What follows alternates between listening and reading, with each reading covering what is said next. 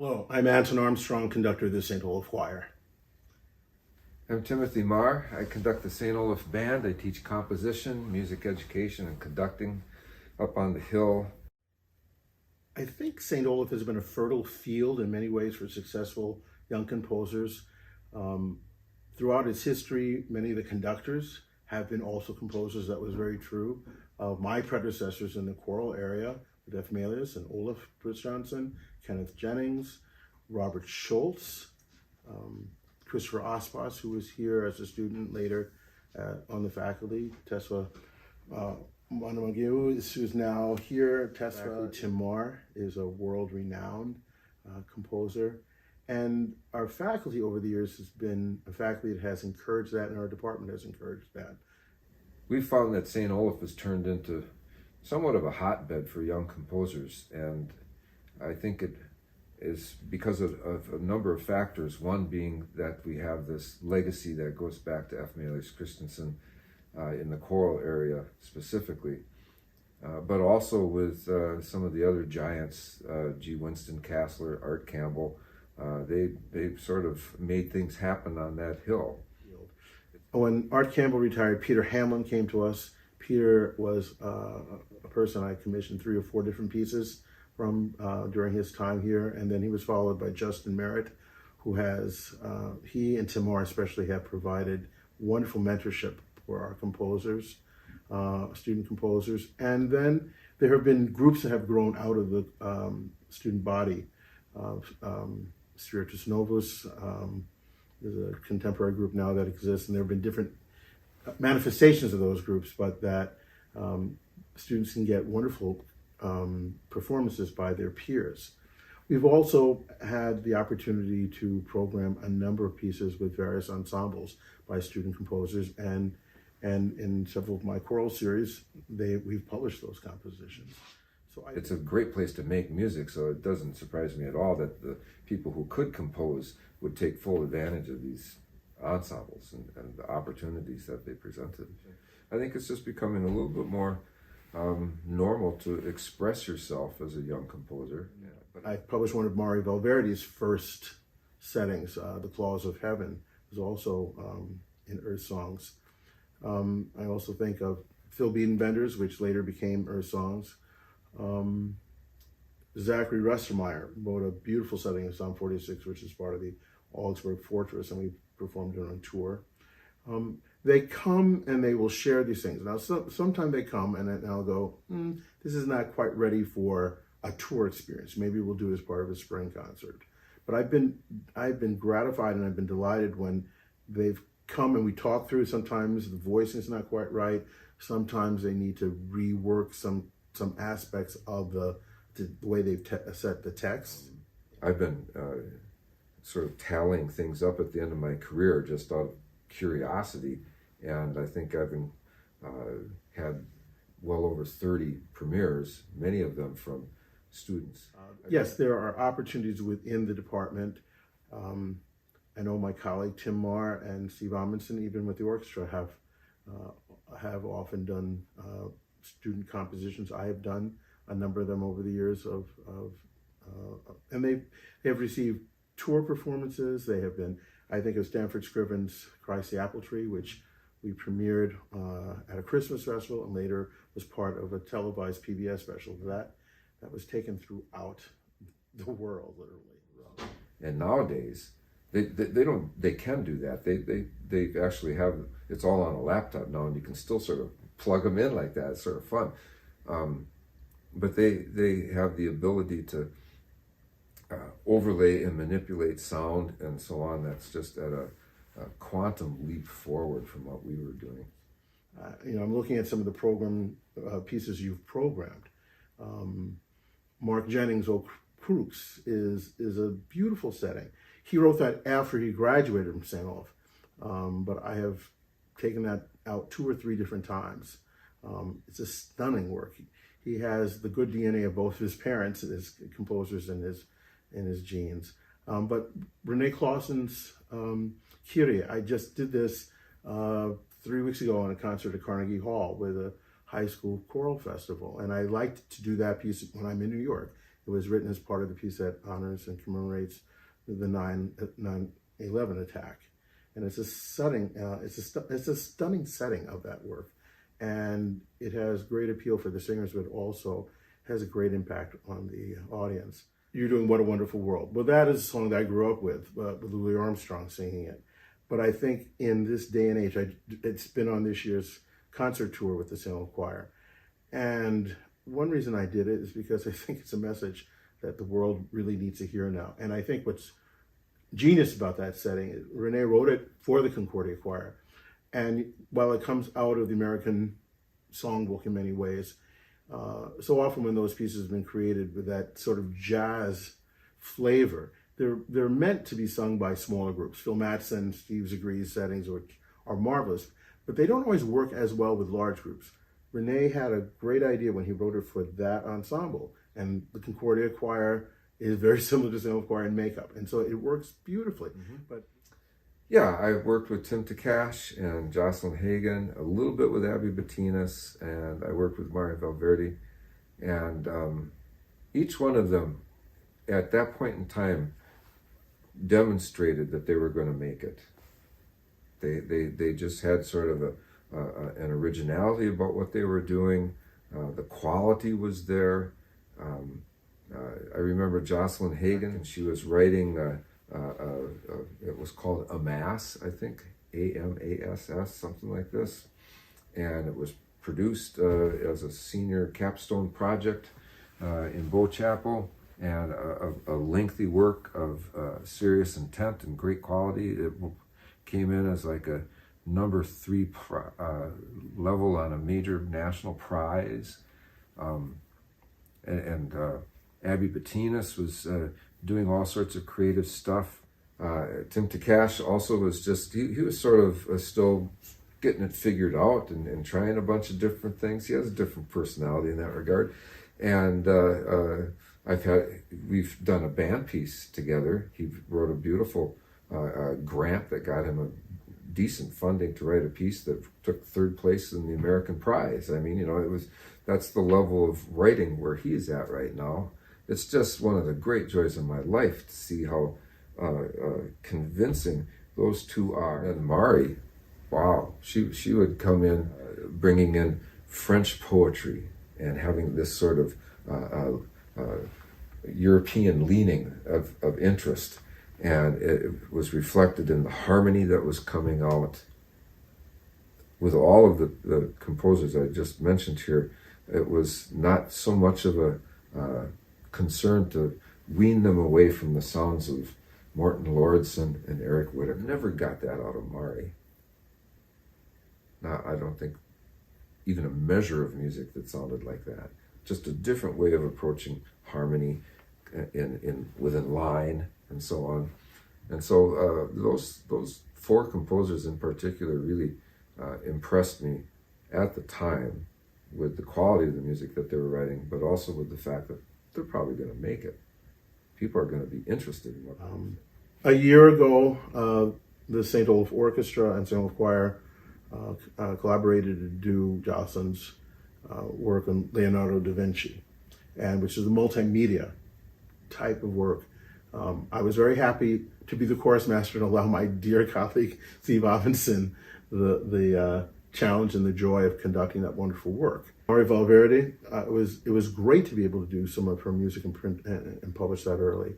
Abby Bettinas is another one of our former students, and at the time of the St. Olaf Choir Centennial in 2011, 2012, I commissioned works by several composers, and Renee Clausen was one, Andre Thomas was another one, Abby Bettinas was another one, Ralph Johnson. So I went back into not just my friendship group, but also to graduates of St. Olaf who I knew could understand that choir and write wonderful music for that choir. Tim Takash, I published one of his earliest works before he and Jocelyn started Graphite, The Darkling Thrush. It's a wonderful, wonderful work. So I've tried to lift up in that way, and many of these people now have moved on to their own publishing, self-publishing. but I try to program often the works of my colleagues and my friends as well. And you've chosen, I think, fine works by many of these composers. I'm glad that you chose an excerpt from Craig Keller Johnson's Remembering Matthew Shepard, Considering Matthew Shepard, that people don't often do. They like to do that very last chorus, which is very simple. But I spent time with Craig Johnson at the time when he was still workshopping. My last sabbatical in 2014, I spent a period of 10 days observing his work at Conspirare. And that's when he workshopped the first third of the piece. And I'm glad to see you chose that movement. That's a favorite movement of mine, actually, that doesn't often get done, to do that. Or to go back to Paul Chris Johnson's Vidi Aquam. My first year here, my first big choral festival in November of 1990, one of the invited choirs was Eric Chris Johnson's Stillwater Choir. And about 10 minutes before, we had nearly over 1,000 people here. We have a luncheon for visiting conductors, and I was sitting with some other folks, and all of a sudden Sigrid Johnson, my beloved colleague, so many years, said, "Paul J. wants to talk to you." And I said, And then she literally grabbed me by the ear and took me over to this table. And we sat, and the Chris Johnsons were not always people who carried on eloquent conversations. But we talked a little bit, and then he said, "You're doing good work." And I said, "Thank you." And I said, "I have a question to ask you." I had a question to ask him. I said, I remember hearing the choir under his direction do these choral settings of plain song, and Vidi Aquam was one I remember hearing him do, and elegant and elegant phrasing. And so it was no longer available in print at that point. And I said, "Do you have a copy that you could send me?" And so I still have in my files a typewritten letter that he sent me with a copy of the score. I've actually taken that out other places, but I have only a few years left in this job. And it's something I'm going to program before I retire. I'm interested in understanding that their time is limited. They're going to express something. It can be for sheer enjoyment. We need that in the world. It can be entertaining, or it can say something important. And I'll sort of say it like that. Or you can just, be a little bit more serious about things. And I think at this age, it's important for them to realize that they have a voice, and they can get other people to be in that musical moment where the heart opens up, the world goes away. You're just letting music, you're letting sound come into you and adjust the way you're thinking. I don't know how to really talk about this, but I know some people are out there sleeping or wishing I would, not program contemporary music and all of that stuff. But I know that some of them are out there, and they're just, they have forgotten where they are. They're taken by the music. And so for them to understand that they've got that chance to, if they feel something deep down at a level of importance that is a great concern to them, they should be able to put it into the music. Let's figure out how to do that. Help people think about this. Let's work really hard, because we can do something here with this piece. We got over 1,000 people in that hall, and some of them are going to be changed because of what we're making them feel. And so that's the composition angle, the music angle on this whole social justice topic for me. These are young artists. We have to get them to the point where they can really say what they have to say. I am very proud to be able to claim these people as former students and graduates of our college. So yeah. Each word, a song, we can build a wall, we can build a wall, we can build a wall or a path to each other, a path to each other, a path to each other.